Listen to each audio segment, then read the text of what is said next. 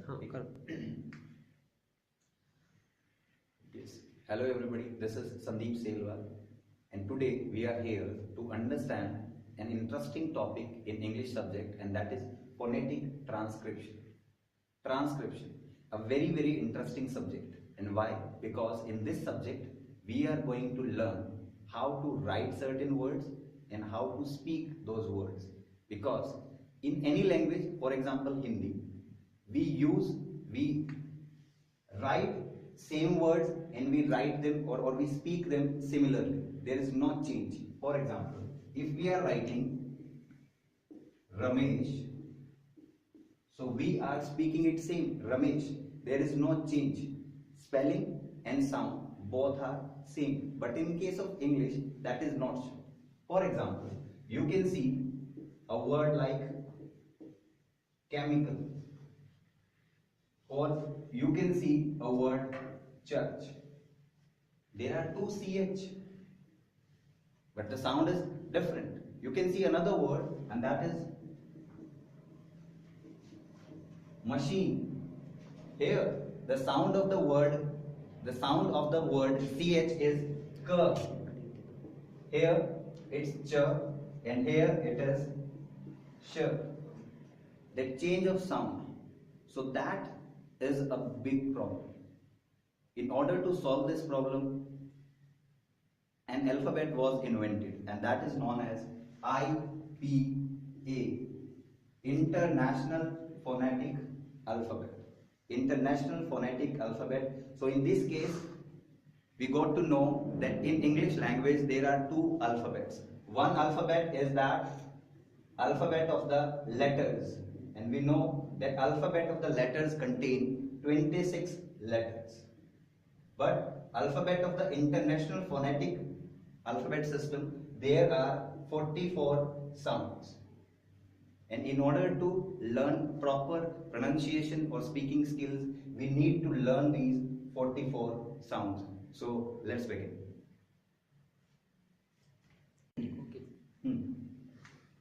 Yes, so we have understood that why transcription is needed. Transcription tells us that how you are going to pronounce different sounds. And total sounds in English language are 44 sounds. These sounds are called as phonemes.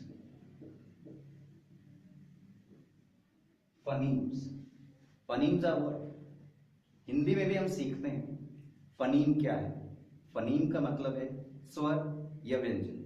भाषा की वह छोटी से छोटी इकाई जिसके और आगे टुकड़े ना हो सके, यही हम सीखते हैं. And that's what in English is called as phoneme. Phoneme is that smallest unit of sound. It is the smallest unit of sound which cannot be further divided. That is what we call phoneme, and they are 44 in number. If we divide them, so you can find two types of phonemes. First one is vowel sounds, and second type is consonant sounds. Again, there is another division. Vowel sounds are again of two types. First one are known as monophthongs, and second type is known as diphthongs or diphthongs. Now you need to understand this mono word. Mono means one and pathong means vowel sound. So if any vowel sound who is made up of a single vowel sound, that is called monophthong. But di means two and pathong means vowel sound. So if any vowel sound which is larger than monophthong, which is made up of two vowel sounds, that is known as diphthongs. Monophthongs are 12 in number, whereas diphthongs are 8 in number, and both of them make total 20 vowel sounds. Similarly, consonant sounds, they can also be divided into two categories. Category number 1 is voiceless, and category number 2 is voiced. Voiceless consonants. As the name suggests, we simply think that voiceless consonant must be those which does not produce any sound, but that is not so. Voiceless means when the voice or the sound is relatively low, and voiced when the sound is relatively high. Voiceless are 9 in number and voiced are 15 in number. So both of them, they make 24, and 20 plus 24 makes 44 sounds. That's what we can know about the classification. Now let's move on to this first topic, and that is monophthongs.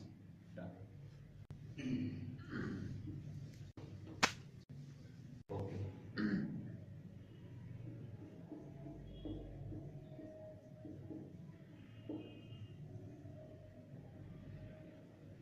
Yes, monophthongs.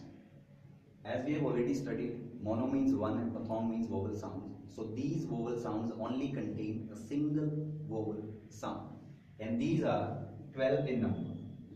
In order to make this topic easy, we can divide them into some families. First of all, let me tell you, we are going to study the family.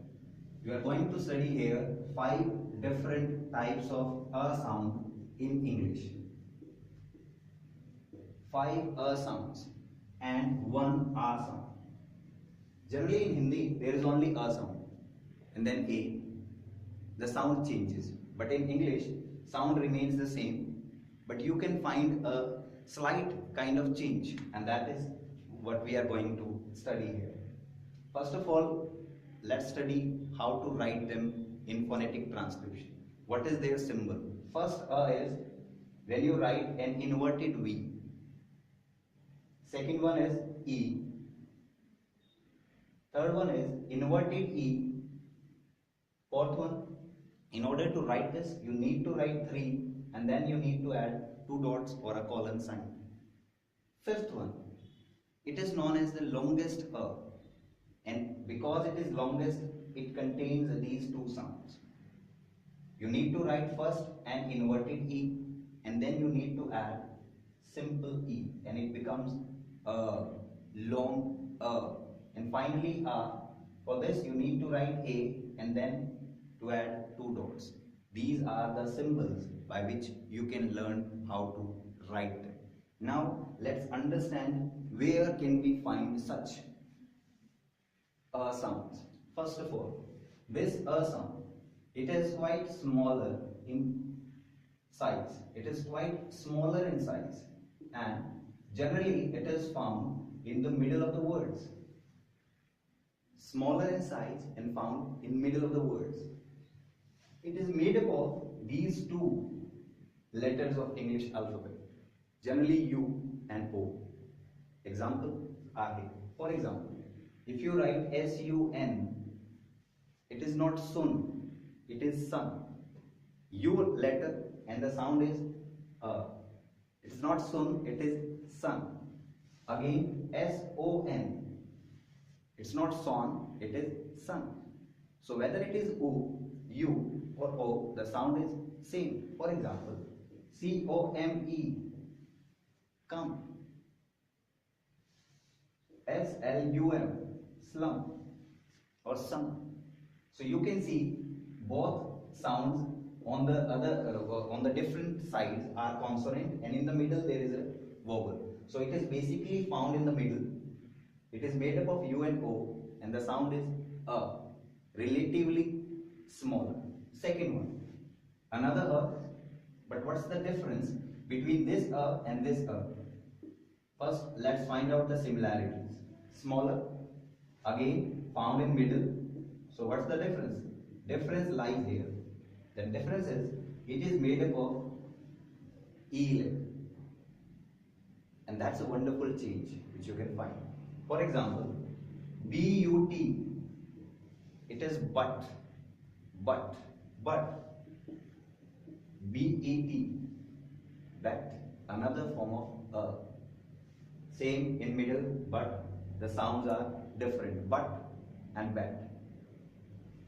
Sometimes it is said that this is quite similar to this sound A. It is similar to A, but it is not A. Bet, but, and bet. You can see another examples. For example, kettle, sell, bell, or tell. Third verb. Again, it is generally said that this is not the smaller, but the smallest verb. Smallest verb. But what's the difference with them?